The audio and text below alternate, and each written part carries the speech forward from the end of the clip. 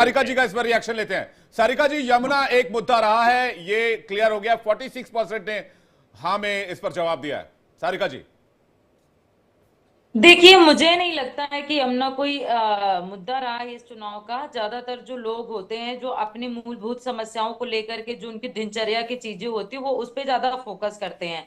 अगर आप देखो, बात करें कि जहाँ मोहल्ला क्लिनिक जो केजरीवाल जी ने 500 से अधिक दी, ये जमुना उसकी बात करते हैं, पूर्वांचली भाई बहनों की बात करते हैं, तो पूर्वांचली भाई बहनों को दिल्ली में सबसे ज्यादा पूर्वांचली भाई बहन है, लेकिन 1200 से अधिक घाट बना के किसने दिए? केजरीवाल जी ने दिए, ताकि उनको बाहर न जाना पड़ा, अपने गांव गांव में न जाना पड़े, उनको बहुत दिक्कत प्रॉब्लम क्रिएट होती थी।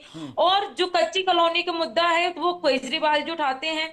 आप देखेंगे ना, जो रेड़ी पटरी जी वाला है, जो रिक्शे वाला है, जो ऑटो वाला है, यमुना पे और मत जो बोलिए ना, यमुना पे एक बोलिए, यमुना मैया पे झोपड़ी वाला बोल है, दीजिए। उस आदमी को ना केजरीवाल जैसा नेता चाहिए, ना कि बीजेपी जैसा ठीक है चाहिए, सारिका जी, जो कि वैसे चुनाव झुग्गी आपको बता दूं बनाने का खत्म हो काम चुका करे। है, वोटिंग ओवर हो चुकी आप है। अब आप उन मुद्दों पर आ सकते हैं जो अभी हम डिस्कस कर रहे हैं। और आप कह रहे हैं यमुना एक देखिए, बड़ा मुझे मुद्दा लगता नहीं है कि जो सारिका जी। केजरीवाल जी ने सारी केजरीवाल जी सारिका ने जी, खास मैं वो तौर खुद ही से खंडन महिलाओं कर रही है। की देखिए, विरोध मैंने किया जो है। तमाम कह रहे नहीं थे नहीं, 1200 घाट बने, वो एक बने। मिनट सारिका जी, आपको ये मालूम होगा कि दिल्ली वालों का बहुत सारा ड्रिंकिंग वाटर, पीने का पानी यमुना से आता है। आप ऐसे में कह रहे हैं कि यमुना पोल्यूशन एक मुद्दा नहीं। सारिका जी, देखिए, मुझे लगता है कि इतना वो नहीं था, लेकिन बीजेपी वालों ने बहुत बड़ा मुद्दा बनाया है इसको। अब बीजेपी वालों ने तो ये भी चुनाव में मुद्दा बनाया जी, केजरीवाल जी के टॉयलेट में ना सोने की सीट लगी हुई थी, केजरीवाल जी के घर के अंदर ना एक बार बना हुआ था। मुझे तो लगता है जैसे बीजेपी वाले पीने जाते हो हर रोज, जो उनको पता है। गए तो थे मनी, वो गए थे, सौरभ भारद्वाज जी गए थे, जी संजय सिंह जी गए थे, सब गए थे, भाई देख लो जी कहाँ पर है। तो इनके ना ये हमेशा ये मुद्दा बनाते हैं। ठीक लेकिन है, मैं आपको अगली बताना अगली चाहूंगी, सवाल का रुख करते हैं, दिल्ली क्योंकि से सवालों की फहरिस्त थोड़ी लंबी है और वक्त थोड़ा कम है, इसलिए जल्दी जल्दी सवाल रखते जाते हैं। उसके बाद फाइनल टैली भी दर्शकों के सामने रखना बहुत जरूरी है। तो सवाल अगला ये कि क्या मिडिल क्लास पर केंद्रीय बजट का प्रभाव पड़ा और इससे बीजेपी को फायदा हुआ? जैसे कि आप सभी जानते हैं कि 12 लाख तक टैक्स में छूट की बात कही गई इस बार के केंद्रीय बजट में, तो क्या इसका असर हुआ? रिजल्ट जल्दी से लेकर आइए। रिजल्ट आइए आपके सामने रखते हैं।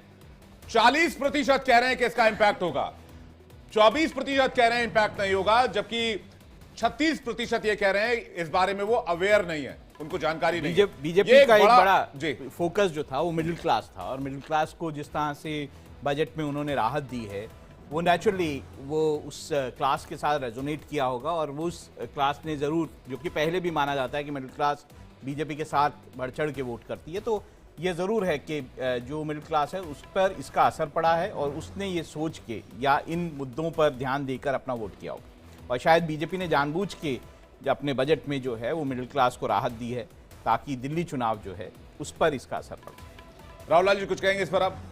देखिए, अगर इसको टॉकिंग पॉइंट में कहें, जरूर प्रभाव पड़ा है इसका, लेकिन जो मतदान प्रतिशत की जो संख्या दिख रही है, आप देखिए कि जो अभी भी दिन भर से जो रिपोर्ट्स मिले उसमें यह दिख रहा है कि जो निचले तबके के, निम्न मध्यम वर्ग या निचले तबके के लोग जो हैं दिल्ली के, उन्होंने जम के वोटिंग किया है।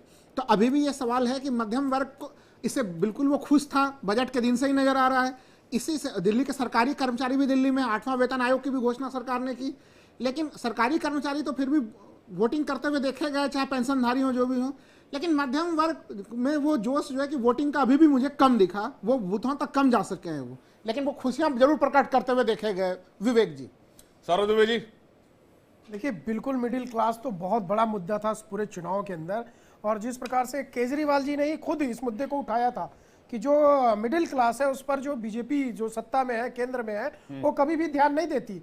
और ये मुद्दा ऐसे समय उठाया कि ठीक उसके समय बजट आने वाला था, देश का बजट आने वाला था, और देश के बजट में मुझे लगता है मोदी सरकार ने मिडिल क्लास को जितना बड़ा गिफ्ट दिया, अगर 12.5 लाख तक इनकम टैक्स जो है उसका टैक्स नहीं देना पड़ेगा, तो ये वास्तव में सबसे बड़ी राहत अब तक आजाद भारत में मिडिल क्लास के लिए रही। और इसका निश्चित रूप से आपको आंकड़ों में दिखाई दे रहा है कि 40% जो है इसका प्रभाव से भारतीय जनता पार्टी को फायदा होता हुआ दिखने वाला है।